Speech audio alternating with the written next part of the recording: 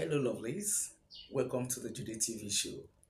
Here I talk about marriage and marriage-related trending issues. And as a result of that, I have an NGO where I take care of victims of broken homes, women, youths, children, and men.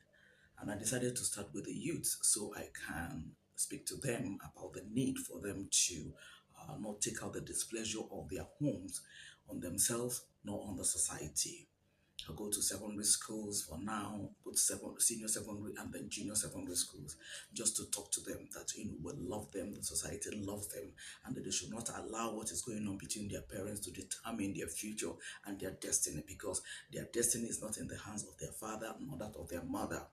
And because they are too young to understand what actually played out, they shouldn't assume that this person is the one that is wrong or this person is the one that is right, because most times you find out that the person that you are just adjure this the person that is wrong most times will be the person that is right, and then the one that you are joining, that the person that is right will be the one that is wrong. I give an example of one of the schools I went to. One of the girls, that the father has not been reaching out to her mother. She was not happy about that, until the counselor or her counselor, or the head of the counseling teacher or something, now took it upon herself to contact the mother. And the mother said the same thing, that the father abandoned them while she was pregnant, and so on and so forth.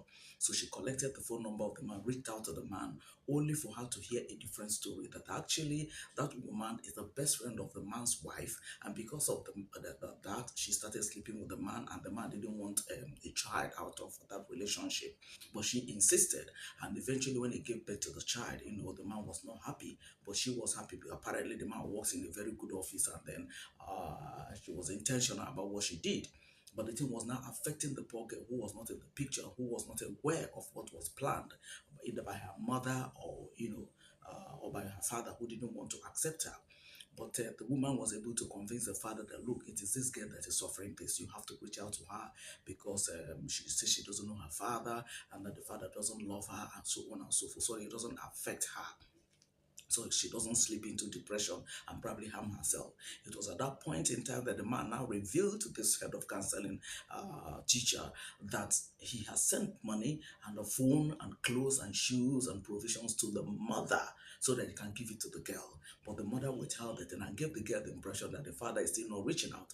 So from the school fees that the man sent, this woman will now bring out money and pay the school fees of this girl, and the girl will be seeing her mother as the one that is doing it. So she was now accepting her mother and thanking her mother, not knowing that it's even her father. There's nothing wrong in thanking your mother, right? But at the same time, let the girl know that the father is still reaching out to her. But this woman didn't do that, and then this poor girl was just dying, of meeting her father and dying of a lack of love from her father. But thankfully for that head of counseling, the counseling teacher, that intervened and took it upon herself as a mother and as a wife to go to this extent. And then from there, the man now bought a new phone, gave it to her to give to the girl. In first of all, he called when the woman, they agreed on their time. So when the woman was with the girl, the man now called. So he was able to speak to the daughter, and he told the girl whatever thing that happened and everything. So they now agreed that he's going to buy a new phone, give it to the head teacher woman, and then the counseling woman, and to pass it on to her. And that was exactly what happened. So the girl now has a phone. I think during school time, that's when the father talks to her and everything. So I like to say to couples, listen, that you have an issue with somebody, whether you're married to the person or not, you shouldn't allow it to affect your child, because that child is innocent. And in the case of this particular woman, which I believe there are also people that theirs are like that, in the case of this particular woman, for crying out loud, you are the best friend of the wife of this man, and you went and started having an affair with this man. When you were having an affair with this man, what was at the back of your mind? That you won't become pregnant, and eventually when the pregnancy came, you could have even explained to your daughter, this is what happened, or allowed the girl to have access to her father. You still blocked the girl from having access to the father, so that the girl will be blaming the man, but whereas it is you that is the problem. I think probably by next year, God willing, we'll be able to do a town hall meeting where we'll address all that and then speak to women, and for those of them that their case is not like that, that they were genuinely maltreated by their husbands or thrown out and everything, we'll find out from them what they would love to do, take them through a skill acquisition, empower them so that at least they can have a life beyond the broken home. That way, they'll be economically, they'll be emotionally, and they'll be socially stable.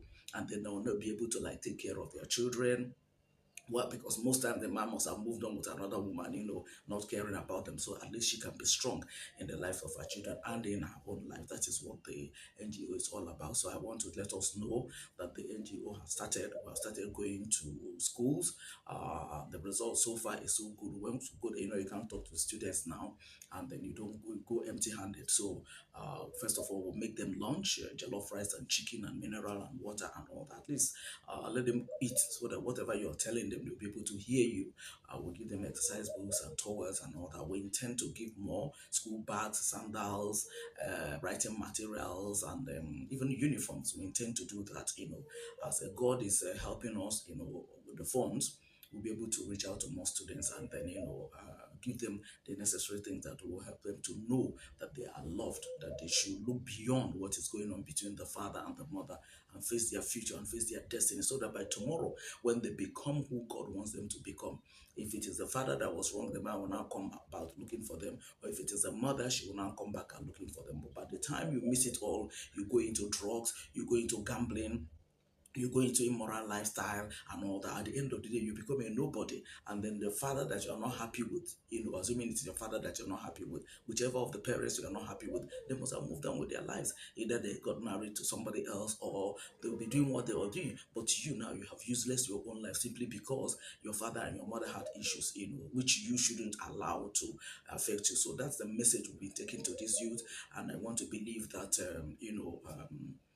like I said, as God enables us, especially financially, we'll reach out to more students and then, we'll take it off from the junior secondary school up to the senior secondary school. I will talk to them. We want to even see a situation. That's what I'm trusting God for. A situation whereby, I find out from those students who will want to learn one or two skills. It wouldn't be a bad idea if, as a student, maybe a male student, you know how to barb hair. You can stay in your mother's, if it's your mother or wherever you're living, and then people in the neighborhood will be barbing their hair and everything and collecting some money. At the end of the day, you find out that you have something that, even if it's for transport or tuition or whatever, it will go a long way. And again, for now, we also pick up the tuition of a few of them, just a few of them, that we know that their mother cannot afford it at this particular point in time, or that things are so bad for them. We take up paying of their tuition, until we're able to like have their mother, be doing something so that she can now take it off from there. So that's what we will do, and we trust God to help us. And I want to thank God for thus far He has brought us. We wrote to the necessary authorities and we got the necessary approvals to do what we're doing.